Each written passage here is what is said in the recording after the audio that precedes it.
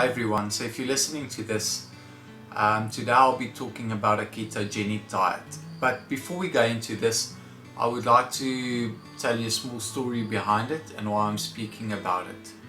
There's been a lot of controversy about the ketogenic diet, and over the last few years, the science behind it has really grown to a point that everyone should know about it.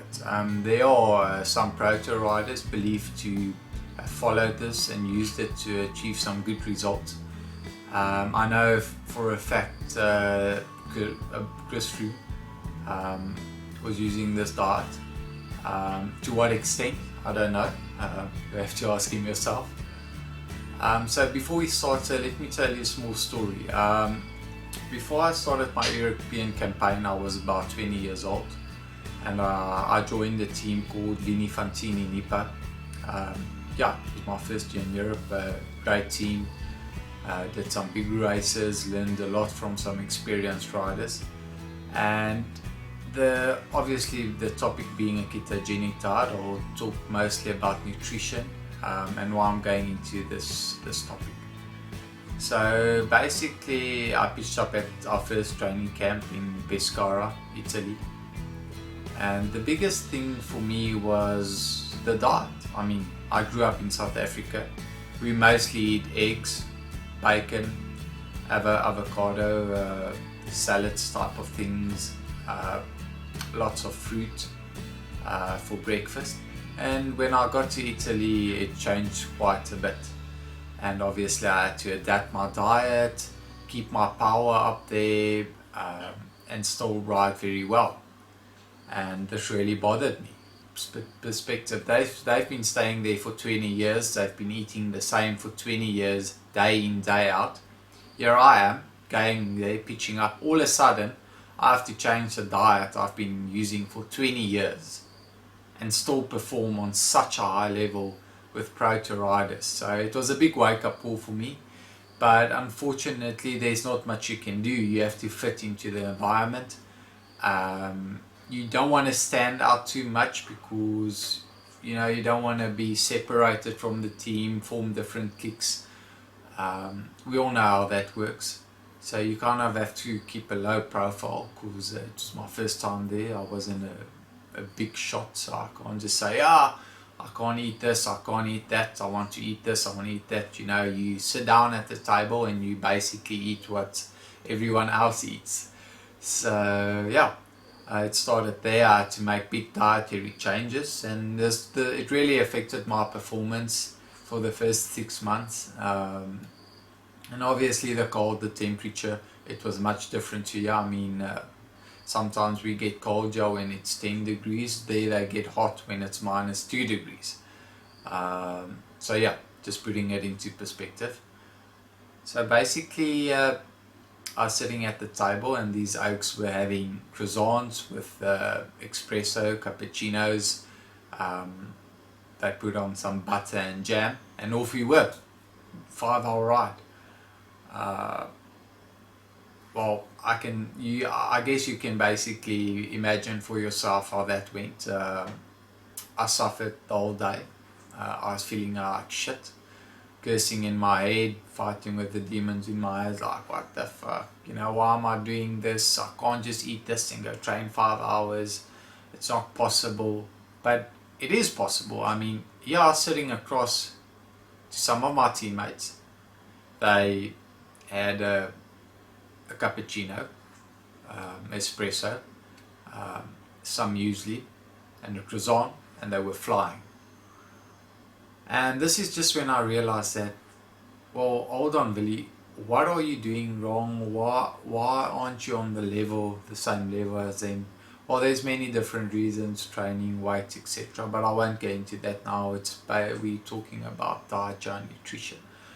So basically, yep, they were flying with this type of food they ate, and it hit me. I'm like, for 20 years they've been eating this way, and it's fine for them because they're used to it. It's a high carb diet, and me going there, having to change my diet, new house, it's all cold and everything, getting used to the new temperatures, the new ways of riding, having to lose much more weight. Obviously it's a much higher level.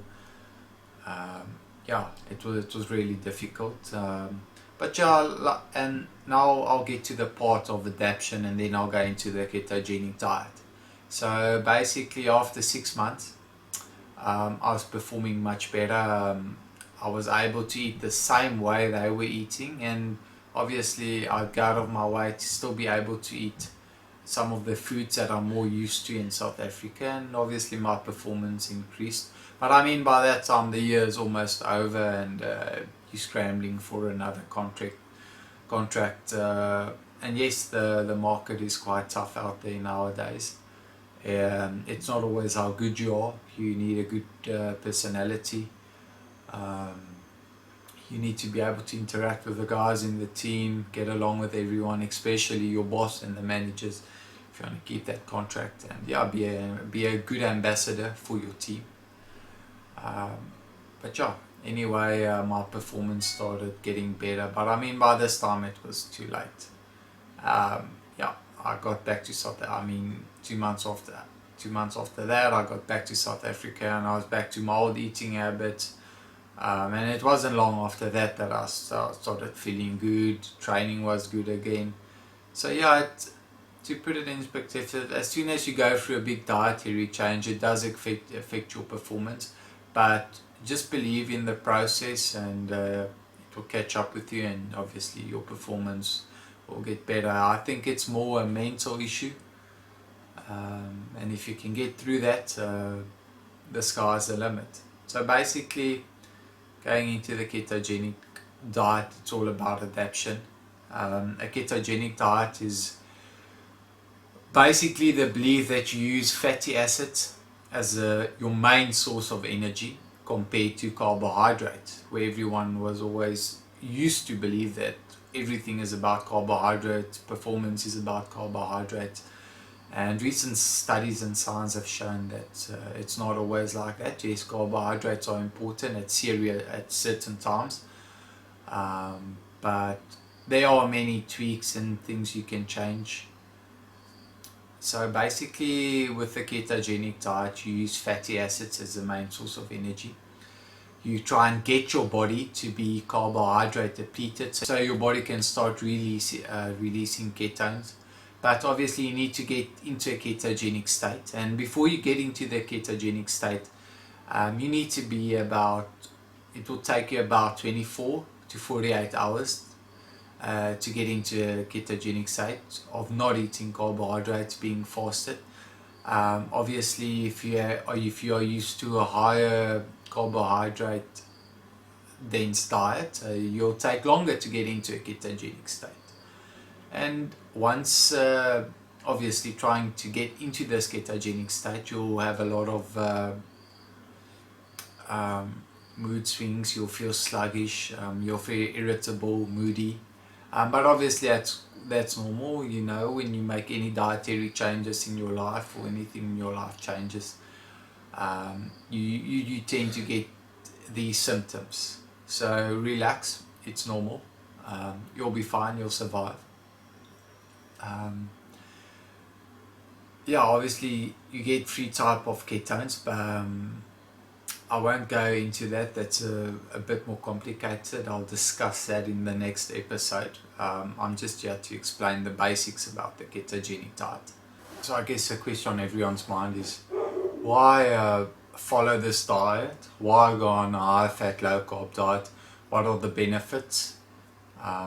And why would you make this dietary changes to your lifestyle, and is it beneficial for endurance athletes? Basically, there are some benefits. Obviously, when you follow this diet, you must remember that 1 gram of carbs equals to 17 kilojoules compared to 1 gram of fat, which equals to 37 kilojoules. So obviously, to use fat as your main energy source,